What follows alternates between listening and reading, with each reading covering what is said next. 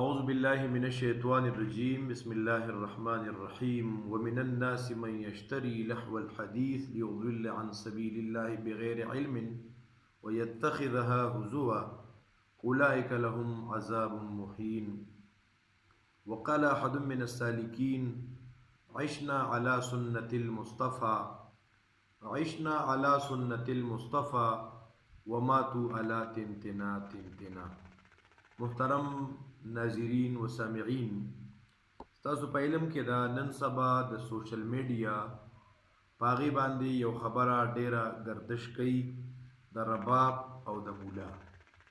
دا نن د میډیا زینت ګرځیدلې دي. دارنګي بعضې پکې داسې خبرې هم شوي دي چې یاره د رباب او د ستار استعمال دا چاو کو نو دا کافر دی، او بعضی وی چې مولا زما په رباب خفه دی نو زه د مولا په اذان خفه یم. محترمو، د دې باره کې نن دور کې په سوشل میډیا باندې مختلف شعر و شاعري هم چلیږي.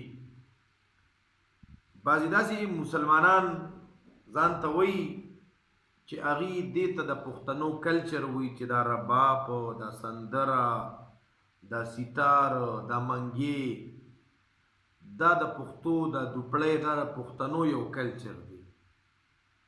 او محترمو، دا خبره بالکل غلطه ده. حقیقت کې د پښتنو کلچر څه دی؟ پښتانه خو ډمتوب بد ګڼي. د پښتنو چې خپل میز کې چا سره شور شرغب وي دوی د ډم بچیا کنزل ولا کوي د ډم بچیا، نو ډمتوب څنګه کلچر شو؟ بلکې چا ته ډم ویل دا خو کنزل دی. باقی مولا سره دا اتارټي نشته دی چې دی د یو څیز د ځانه حلال وګرځي او د ځانه حرام وګرځي. دی خو به د شریعت احکامات خلکو ته بیانوي.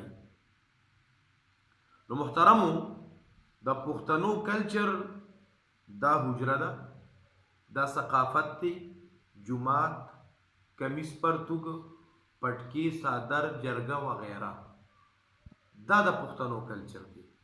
نن مونږ څادر د هغې استعمال نه کوو، د جرګو اهمیت کمیږي، پټکي خو ډېر بعضې علاقایي خلک یې چوي. دارنګې حجره هغه زموږ نه په ختمېدو دي، نو هغه کلچر نه راټینګوو. او د ډمتوب ته د رباب او ستار او ډمامې والا او دوپړی دې ته کلچر وایو، او بیا خپل دې ته د پښتنو کلچر وایو. دا خو پښتون بدنامول دي. محترمو، درخواست دا کوم، د زړه یو درد تاسو سره شریکوم خپل نوې نسل سره، چې الله ته رجوع کي او توبه وباسي. زمونږ کم نوجوانان چې په دې ډمتوب کې مبتلا دي، دې ته کلچر مه وایې، دې ته جایز مه وایې، او دې ته حلال مه وایې. دا ناروا دي. بعضې روایاتو کې راځي چې نبی علیه صلات وسلام فرمایي زه د دې ډمتوب او د دې څیزونو د ماتولو دپاره رالیږلې شوی وم. دا قرآن کریم کې چې کوم آیت دی ومن الناس من یشتري لهو الحدیث، په دې آیت باندې تمامو مفسرینو لیکلي دي چې دا ګانه بجانه، دا ډمتوب، دا څیزونه دا ناروا دي. دا خو مشرکینو د قرآن مقابله کې دقه څیز کولو.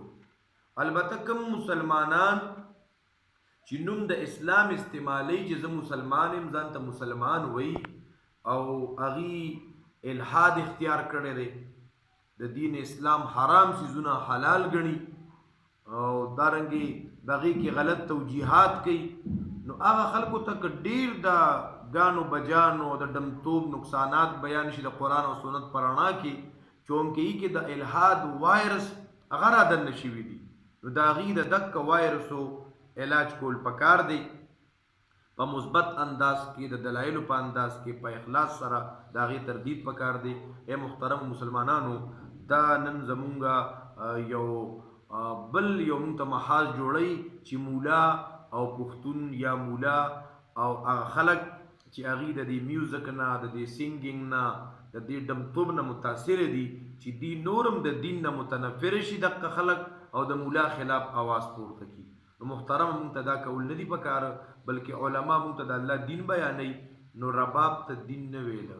یو تن پکې دا خبره هم کړې وه، دا یعنې سړی څونه کفر ته رسوي چې که مولا زما په رباب خفه دي نو د مولا په اذان خفه یم دا اذان خو د الله له طرف نه دعوت دی او دعوت التامه دی رسول الوی دعوت دی الله اکبر الله د دې مقابله کې ته رباب محترم د دې نه اجتناب پکار دی توبه پکار ده او رباب قسم دی د تاوان نه خلا رباب قسم دی د تاوان نه خدا قرآن زمونږ د ایمان نه خدا حیا پختو پرده عزت او ناموس حیا پختو پرده عزت او ناموس د پختون دغه په جهان نه خدا والسلام